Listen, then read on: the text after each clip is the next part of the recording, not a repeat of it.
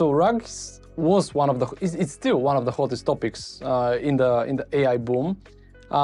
So to get an idea how our platform works technically, we have something like an adapter, like a connector, where you can connect any RAG. So we have a nice abstraction in the code base, so you can work with this RAG and that RAG and the customer's RAG, etc. So we've been evaluating many different RAGs to find the best one.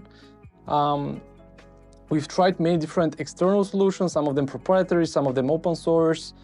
At the end, I found out that the easiest way to go about it is to build your own internal. Okay.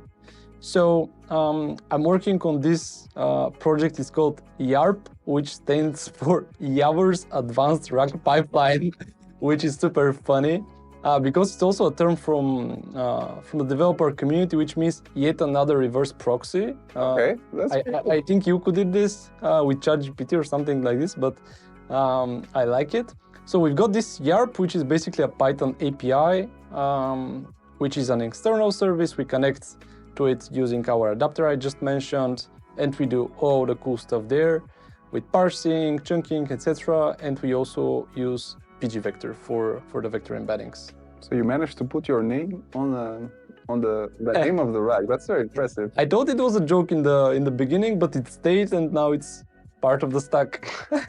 I didn't know about that.